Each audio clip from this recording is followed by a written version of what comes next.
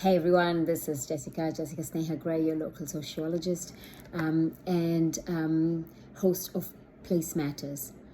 Why does place matter? Because we all live in a place and we need to understand what's happening around us so we can influence the place, and we can also know what influences we take inside to make us who we are, and influences that we must ignore. So today we're going to talk about the need for critical thinking. Why am I talking about that today? Over the last few years, and I've noticed the increase in the number of facts that's being presented in the internet, and then these facts are then taken by individuals without putting a context to it or without doing any further research, and either used in their day-to-day life, or if these people are articulate, they convince others to believe that some of these one-off things are actually facts. So I would advise you to be really careful what you believe in and why you believe in what you believe in. Now, I'm not here to influence your free will and your expression. I'm here to give you some guidance on what critical thinking is and how you can decide whether something that you see on the internet, that your friend told you in the coffee shop, that somebody who's very articulate speaks beautifully, and that this is indeed true. How can you ascertain for yourself whether that is true or not? Now, this kind of critical thinking can help in many ways. It could help you in your workplace. It could help you when you try to decide what actually is happening in various geopolitical conflicts. It could help you understand those workplace conflicts that you've got at work.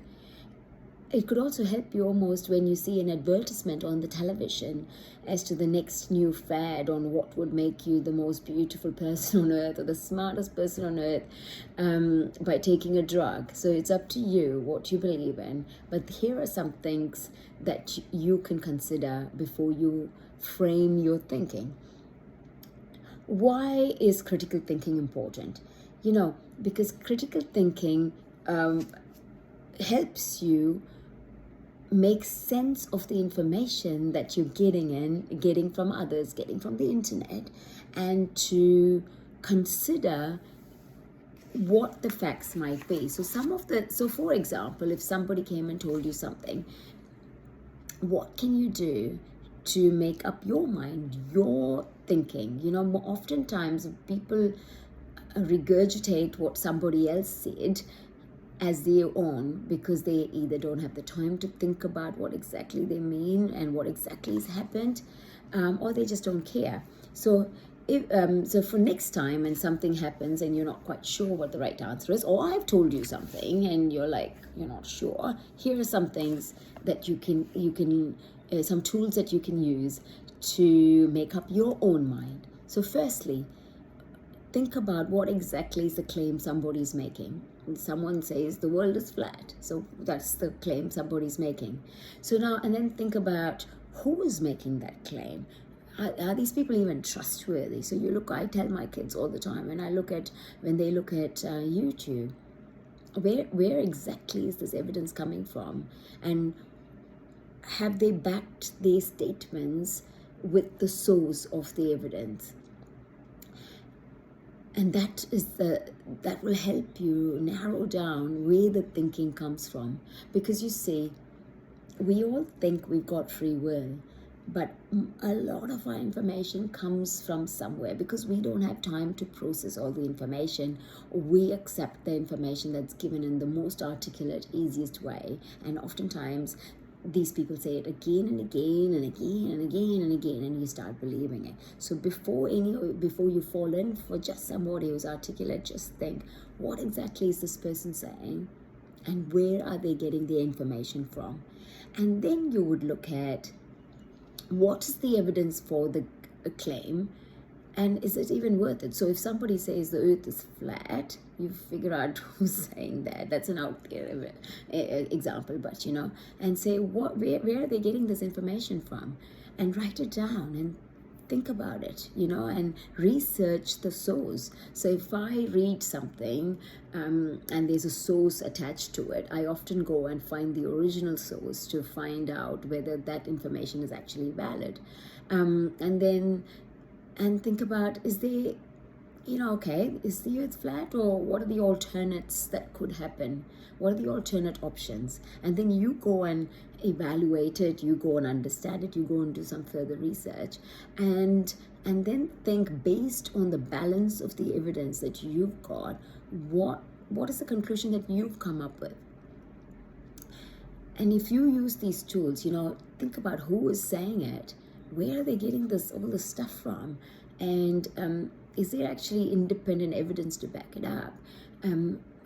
Could there be any other explanation, and what is the most appropriate, on the balance of things, what is the most appropriate conclusion?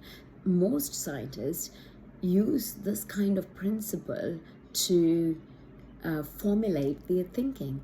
Now, this is not to say, whether you're a natural science scientist or a social science scientist like I am, this is not to say there's no biases. We all have a bias. So when I understand a situation, I actually write down on top what my bias is, what I know, what my known biases are, and then I answer these questions, and then I think, okay, are my biases influencing any of the answers to these questions that has been posed based on something someone said?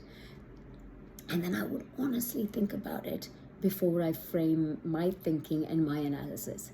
And now in my work, whether it's a sociological counselor or in investigations, it comes in very handy. And over time, you can almost spot the banana from the grapes, because you've done this so often. And it's very important. This, in the past, like when I was at uni many years ago, you had to go to the library, look at all these peer-reviewed research books, because if it wasn't peer-reviewed, it didn't appear in the university library, to formulate your thinking. But today, if I ask my 7-year-old, they would say, it must be true because I saw it on YouTube. And so I teach my young kids critical thinking. And I find it lacking in many adults. So I would encourage you this year to have a think about, how can you critically analyze a situation? And don't be afraid. I used to be afraid of people that mocked me, for thinking this way, but now I'm not. I know my facts, I back it up, and I don't care what others say. Now, that doesn't mean you've got to be mean or rude to them. Let them be. But you've made a call to the best of your understanding. Now, in some scientific facts, sometimes it's easier because there's enough research to back up some, like the flat earth theory. Most of us wouldn't believe it. But there are other issues. This critical thinking comes in very handy, like workplace bullying or geopolitical conflicts. It's so easy. The biases are more. When there is a human element to it, the biases are more, and so then critically analyzing them is also harder. So in fact, sometimes I think the work of a social scientist is harder than the work of a natural science scientist. And in some way, we're all social scientists because we all live in society. So today, my friends, I encourage you to take up critical thinking. Critical doesn't mean being sarcastic about everything, but just weighing up the evidence before you make up your mind, before you forward that Facebook post about something or the other, before you think some crime is happening, when in fact there may be other complexities behind it. But you might, or it might be that you think somebody in your workplace is not a bully, but evidence would tell you that they are. So then when you critically analyze it and you've got the evidence, you can back it up and stand up against and stomp out bullying. Now, if you need to know more about how you can think critically for yourself, for your organizations, get in touch. I'm Jessica from DRJG, from MESS, to Masterpieces Consulting.